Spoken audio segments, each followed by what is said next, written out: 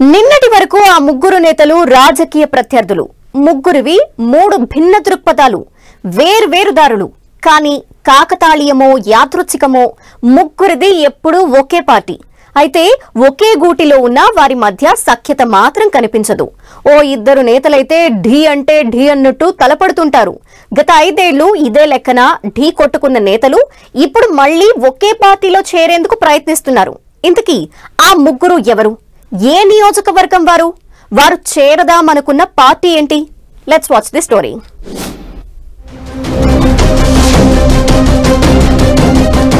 చీరాల రాష్ట్ర రాజకీయాల్లోనే చీరాల నియోజకవర్గానికి separate chapter.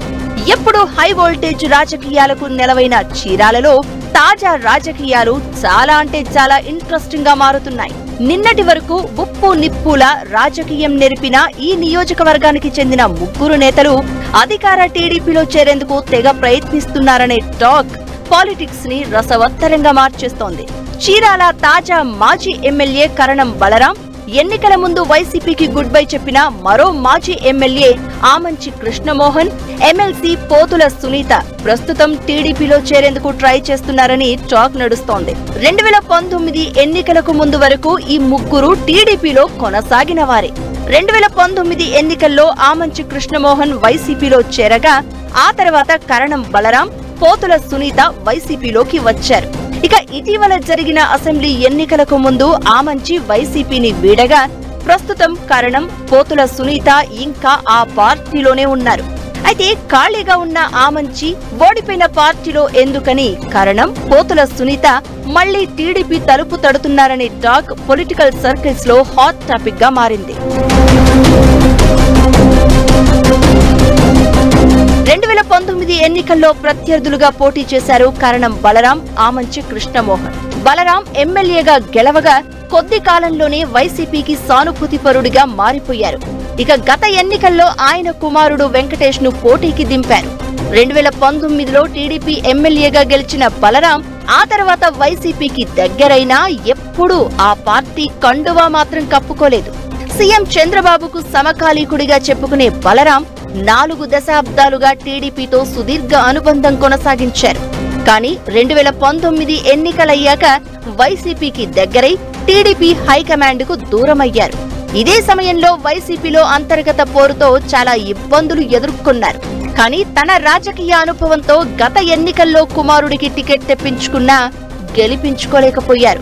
ఇదే సమయంలో టీడీపీలో ఆయన సహచరులు అంతా తమ వారసులను ఎమ్మెల్యేలుగా గెలిపించుకోవడం బలరాంను తీవ్రంగా కలిచివేస్తోందని చెప్తున్నారు. దీంతో మళ్లీ టీడీపీలోకి వెళ్లాలని బలరాం ప్రయత్నిస్తున్నట్లు చెప్తున్నారు. తన పట్ల సీఎం చంద్రబాబు ఆగ్రహంగా ఉన్నప్పటికీ పార్టీకి తాను చేసిన సేవలు గుర్తు చేస్తూ బీజేపీ నేత, విజయవాడ వెస్ట్ ఎమ్మెల్యే సుజనా చౌదరి ద్వారా మంత్రాంగం నడుపుతున్నట్లు చెప్తున్నారు. ఇక బలరాంతో పొసగక వైసీపీకి రాజీనామా చేసి గత ఎన్నికల్లో రెబల్ గా పోటీ చేసిన మాజీ ఎమ్మెల్యే ఆమంచి కృష్ణమోహన్ కూడా టీడీపీ వైపు చూస్తున్నట్లు ప్రచారం జరుగుతోంది.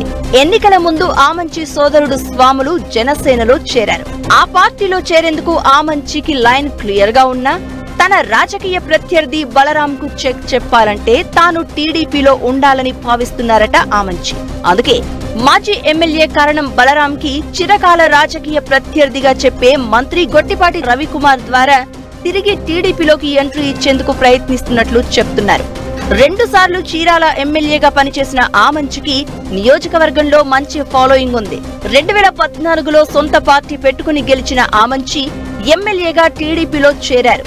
2019 ఎన్నికల ముందు కరణం బలరాం చీరాల పాలిటిక్స్ లోకి ఎంట్రీ ఇవ్వడంతో ఆమంచి ఎగ్జిట్ అయినట్లు చెప్తున్నారు. ఇక గత 5 ఏళ్లు కరణం బలరాంతో తీవ్ర స్థాయిలో విభేదించిన ఆమంచి ఇప్పుడు బలరాంపై ఆధిపత్యం చెలాయించేందుకు అధికార పార్టీలో చేరాలని ప్రయత్నిస్తున్నట్లు చెప్తున్నారు.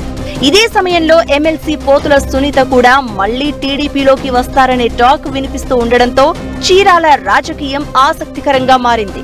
ఎమ్మెల్సీ సునీత, మాజీ ఎమ్మెల్యే ఆమంచి కృష్ణమోహన్ 2014 ఎన్నికల్లో ప్రత్యర్థులుగా తలపడ్డారు.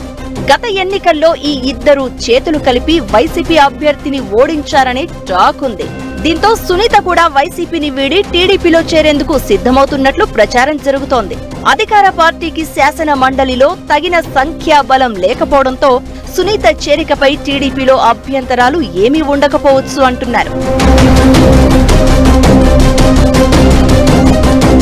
ఇటు కరణం బలరాం, అటు ఆమంచి ఎవరికి వారుగా టీడీపీలో చేరేందుకు ప్రయత్నిస్తూ ఉండడంతో చీరాల రాజకీయాల్లో ఏం జరుగుతుందనే ఉత్కంఠ ఎక్కువగా ఉంది. ఎన్నికల ముందు కరణం బలరాంపై తీవ్ర వ్యాఖ్యలు చేసిన సీఎం చంద్రబాబు మళ్లీ ఆయనను పార్టీలోకి స్వాగతిస్తారా అన్న సందేహం వ్యక్తమవుతోంది.